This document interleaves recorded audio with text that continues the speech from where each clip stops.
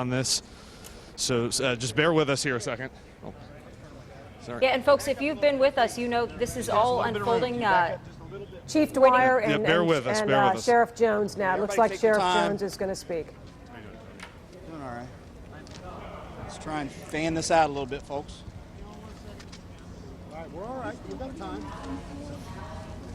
We have the sheriff. Bring Dan up. Again, we are waiting. Sheriff Jones is about to speak. We're just making sure everyone gets in here. There's a lot of us out here. Sheriff Jones is, again, about to speak here with us and give us an update on this. And our first update came about an hour ago from Chief Anthony Dwyer, and he told us very little information. He didn't answer too many questions. Okay, basically what we've got, you've already had one briefing. This is going to be a brief briefing. What we have is, as we're speaking right now, we're releasing the children, the kids that were in the school. Their parents are picking them up, the ones that came to pick the kids up. We've got the buses. The buses are loading the kids up, taking them home. Naturally, you know that we've had a shooter in the school. He was 14 years old. He pulled his weapon out, shot 2 kids in the cafeteria. They were taken to the hospital. They're in the hospital as we speak. We don't think they're life-threatening wounds at this time. It appears that the weapon that was used may have been a .380 caliber weapon. Then there was 2 others that were injured. We don't know if it was from the shooting or if it was from exiting the school or because of the shrapnel from the bullets hitting in that small of an area. We do have the shooter in custody at this time. He's being questioned. He ran from the school, threw his weapon down. We retrieved the weapon. We're reviewing and tagging the crime scene at this point, which is the cafeteria in the school. And it's going to be quite some time. Our main importance now is to let the parents know to pick their kids up. Anybody that was injured in this has already been notified. So we've already explained to the parents that if you haven't been notified by law enforcement, that your kids will be picked up, and they're picking them up as we speak. I can't release much more information than that. My chief deputy is going to give the names of those that were shot, and we're not going to release the name of the shooter at this time, but we'll have another briefing in a short period of time. We want everybody to know that when you see these things, you always see them all over the country.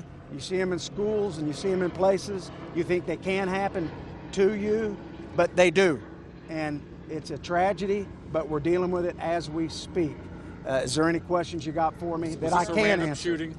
It appears at this time. It's all in the process. We're doing interviews from the witnesses. It's a massive process, and at the same time to get the kids out of school and process the scene. So it's ongoing at this time. So he just came in and opened fire? We're just going to say that the shooting took place, and we have the shooter in custody at this point. Did he run from the school or was he chased? Go ahead. Did he run from the school or was he chased out? He ran from the school is what we know at this point. Was this 14-year-old sheriff? Was boy or girl? Was he or she a student in Madison? It appears that he was a student at the school, and it was a he at this point.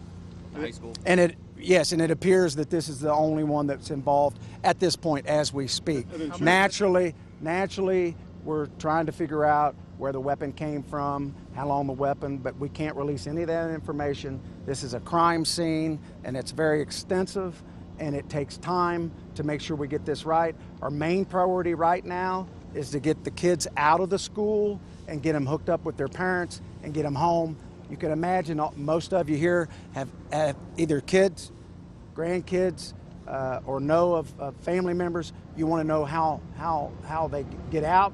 We want to know statements. We want to see all the witnesses, and we want to talk to them. At the same time, keep in mind these are kids, and this is school. Was the cafeteria full at the time?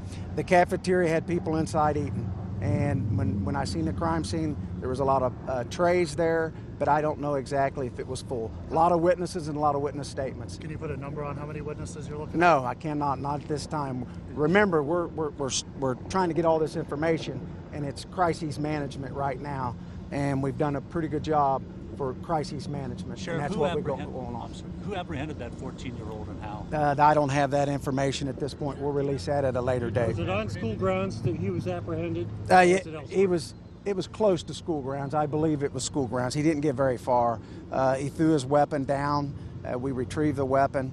Our deputy was in the school at that time and was in the cafeteria just a short time before that shooting took place. Is there anything about a motive here? I can't release that information. I only can assume by what I've seen that probably seconds. It doesn't take long. The 4 people who were injured, where were they?